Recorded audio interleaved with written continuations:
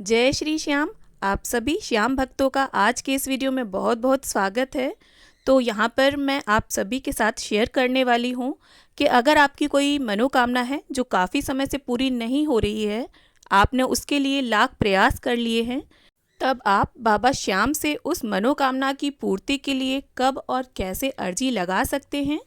तो इस वीडियो में अर्जी लगाने की विधि, उसके नियम और किन किन चीज़ों का हमें विशेष रूप से ध्यान रखना है, तो ये सभी चीज़ें इस वीडियो के माध्यम से मैं आप सभी को बताने वाली हूँ। तो देखिए, सबसे पहली बात, अगर आपके मन में बाबा श्याम के लिए सच्ची आस्था और अटूट विश्वास है तभी आप अर्जी लगाना, वरना मत लगाना। अब देखिए, बाबा श्याम की अर्जी लगाने के लिए ज़रूरी नहीं है कि आप उनकी फ़ोटो या मूर्ति के सामने बैठकर ही अर्जी लगाएं। इसके लिए देखिए, हर किसी के घर में छोटा या बड़ा मंदिर तो होता ही है, जहाँ पर सभी अपने इष्ट देव के सामने बैठकर सुबह शाम की पूजा प्रार्थना करते हैं। तो आप अपने पूजा स्थल के समक्ष बैठकर भी इस अर्जी को लगा सकते हैं। तो चलिए, अब हम देख लेते हैं कि हमें अर्जी किस प्रकार लगानी है। तो यहाँ पर देखिए, कुछ सामान है जो मैं आपको दिखा देती हूँ। तो यहाँ पर एक जटा वाला नारियल चाहिए। नारियल आप सूखा भी ले सकते हैं, पानी वाला भी। एक वाइट प्लेन पेपर चाहिए। एक नया रेड कलर का कपड़ा चाहिए। नई मोली आप ले लें, और बिल्कुल नया पेन आपको लेना है रेड कलर का। और यहाँ तक कि दुकानदार ने भी इसे चलाकर ना देखा हो, सबसे पहले आपको इस पेन से अर्जी ही लिखनी है।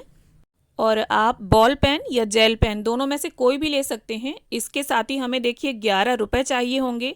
देखिए, वैसे तो अर्जी ₹1.25 की लगाई जाती थी, लेकिन आज के टाइम में 25 पैसे आपको कहीं देखने को नहीं मिलेंगे और ना ही चलते हैं। तो सबसे मिनिमम आपको 11 रुपये की अर्जी लगानी है। और देखिए, इस पेन से सबसे पहले आपको जय श्री श्याम लिखना है। देखिए, इस प्रकार से मैं आपको उदाहरण के तौर पर लिखकर दिखा देती हूँ। तो देखिए, वैसे तो ये अर्जी आप किसी भी महीने की एकादशी या द्वादशी की तिथि पर लगा सकते हैं, लेकिन फाल्गुन मास की द्वादशी या एकादशी को अगर आप ये अर्जी लगाते हैं तो बहुत ज़्यादा इसका महत्व रहता है, क्योंकि देखिए, श्याम बारस की जोत भी ली जाती है फाल्गुन मास में। और फाल्गुन मास के महीने में ही लक्खी मेला भी 11 दिन का लगता है खाटू धाम में। और अभी फाल्गुन मास ही चल रहा है और 21 मार्च को श्याम द्वादशी है, यानी श्याम बाबा की जोत ली जाती है उस दिन।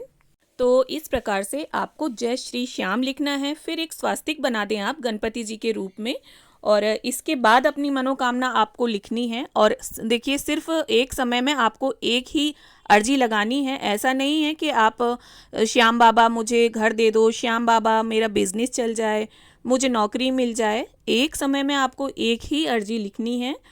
और इसके साथ ही देखिए, अर्जी लिखते समय आपको नहीं शब्द का प्रयोग नहीं करना है। जैसे एक उदाहरण के तौर पर मैं बताती हूँ कि बाबा श्याम मुझे नौकरी नहीं लग रही है। तो देखिए, इसमें यहाँ नहीं आ गया, तब इसकी जगह पर आपको लिखना है कि बाबा श्याम मुझे नौकरी चाहिए। और देखिए, अर्जी लिखते समय अगर कुछ गलत हो जाता है तो आपको उसे कट नहीं करना है, मतलब क्रॉस का निशान नहीं लगाना है। आपको दूसरा पेपर लेना है और उसमें आप अर्जी लिखें फिर। तो यहाँ पर श्याम द्वादशी के दिन यानी 21 मार्च को हमें किस प्रकार से श्याम बाबा की जोत लेनी है उसकी विधि मैंने बताई है। तो आपको अपनी अर्जी लिखकर इस प्रकार से पेपर को फोल्ड कर देना है, और पेपर के अंदर ही आपको ये 11 रुपये रख कर अच्छे से फोल्ड कर दीजिए, जिससे ये पैसे यहाँ वहाँ ना गिरें।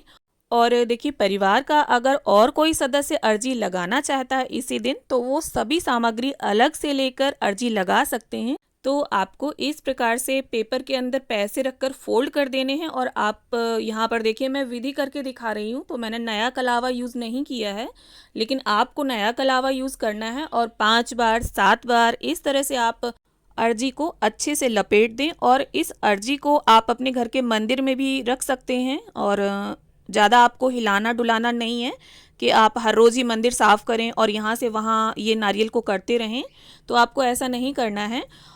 और देखिए, अर्जी आपकी किसी से भी रिलेटेड हो सकती है। आपकी नौकरी, बिजनेस, संतान, मकान, एग्ज़ाम क्लियर हो जाए, सरकारी नौकरी लग जाए। पर इस बात का ध्यान रहे, आपकी अर्जी जो है वो कम से कम शब्दों में लिखी होनी चाहिए, जिसमें आप अपनी पूरी बात कह सकें।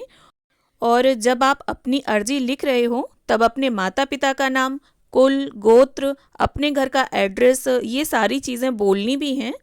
क्योंकि देखिए पेपर में अगर बहुत ज़्यादा हम लिख देंगे तो हमारी तो एक ही अर्जी है, लेकिन मंदिर में हजारों की संख्या में भक्तों की अर्जी लगी होती है और पुजारी जी के पास इतना समय नहीं होता वो सबकी अर्जी पढ़ सकें। जितनी छोटी अर्जी होगी उतनी ही जल्दी पूरी होती है। और देखिए अपनी अर्जी को पेपर पर लिखने से पहले आपको हाथ जोड़कर बाबा श्याम का ध्यान धरते हुए बोलना है कि हे बाबा श्याम, आपने माता मौरवी को जो 2 वचन दिए थे उन वचनों को याद करिए। पहला वचन, हारे का सहारा बनूंगा, और बोलना है कि इस समय मैं हर तरह से हार गया हूँ या हार गई हूँ, तो हे बाबा श्याम आप मेरा सहारा बन जाओ। और दूसरा वचन, किसी ने कुछ भी मांग लिया पर मैं इनकार नहीं करूँगा। तो कई बार होता क्या है, हम हर तरह से हारे नहीं होते हैं, पर हमारी बहुत सी इच्छाएं होती हैं। जैसे बाबा श्याम, मुझे नौकरी में तरक्की हो जाए, मेरा अपना घर हो जाए, मेरी बेटी है बेटा हो जाए। तब श्याम बाबा से प्रार्थना करें और बोलें कि बाबा मेरी अर्जी सुनो, इसे पूरा करो। इसके बाद ही आपको अपनी अर्जी लिखनी है। और अर्जी लिखने के बाद अपने घर के मंदिर में रखने के बाद बाबा से बोलें कि जैसे ही हमारी ये अर्जी पूरी होगी हम आपके धाम आएंगे। और अगर अर्जी पूरी होने से पहले ही श्याम बाबा का बुलावा आ जाए तो आप अपनी अर्जी को साथ लेकर खाटू धाम जाएं। और अपनी अर्जी साथ ले जाते समय पवित्रता का पूरा ध्यान रखें। अर्जी को यूं ही किसी भी स्थान पर ना रखें। अगर कोई आपके साथ में है तो उसे देकर ही आप कहीं जाएं अगर जाना पड़ जाए आपको। और जब आप खाटू धाम जाएं तो सबसे पहले श्याम कुंड में जाएं, और आप चाहें तो अपनी अर्जी वहाँ पर भी रख सकते हैं क्योंकि वहाँ पर भी बाबा श्याम की मूर्ति बनी हुई है। और अगर आप श्याम कुंड में बाबा के समक्ष नहीं रखना चाहते हैं तो आप बाबा श्याम के मंदिर में अर्जी, फल, प्रसाद इत्यादि रखने के लिए अब तो पेटियां लगवा दी गई हैं, वहाँ आप अपनी अर्जी रख सकते हैं। और तब वहाँ से जो कमेटी मेंबर्स होते हैं इसे पुजारी को दे देते हैं और पुजारी जी इन्हें बाबा श्याम के चरणों में रख देते हैं। और जितनी हो सकती हैं उतनी अर्जी पुजारी जी बाबा श्याम को सुनाते हैं। और देखिए अगर किसी कारण से आपकी अर्जी नहीं सुनाई है पुजारी जी ने, तब भी वो बाबा श्याम के चरणों में पहुंच चुकी है और श्याम बाबा ने उसे स्वीकार कर लिया है। और देखिए ये नहीं है कि आप अपनी अर्जी बाबा श्याम के चरणों में खुद ही फेंक कर मारें, आपको ऐसा नहीं करना है। क्योंकि अगर आप ऐसा करेंगे तो वो अर्जी पूरी हो ना हो पर आप पाप के भागीदार जरूर बन जाएंगे। तो पूरे सम्मान के साथ और नियमों का पालन करते हुए हमें ये सभी कार्य करना है। और देखिए वैसे अब तो श्याम बाबा की मूर्ति के चारों ओर शीशा भी लगवा दिया गया है। और देखिए अब कई लोगों के मन में ये सवाल होगा कि अर्जी अगर हम आज लगाते हैं तो वो कब तक पूरी हो जाती है। तो देखिए किसी की अर्जी 24 घंटे में पूरी हो जाती है, किसी की 1 महीने में, किसी की 6 महीने या 9 महीने में भी अर्जी को पूरा होने में समय लगता है।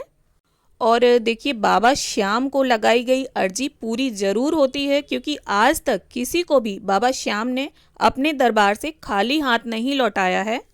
तो इस प्रकार से बाबा श्याम की आप अर्जी लगा सकते हैं। और यहाँ पर मैंने अर्जी को लेकर सभी चीज़ें क्लियर करने की पूरी कोशिश की है, लेकिन अगर आपके मन में फिर भी किसी तरह का कोई डाउट है तो आप मुझे कमेंट करें, मैं रिप्लाई करने की पूरी कोशिश करूँगी। उम्मीद करती हूँ वीडियो आप सभी के लिए उपयोगी रहे।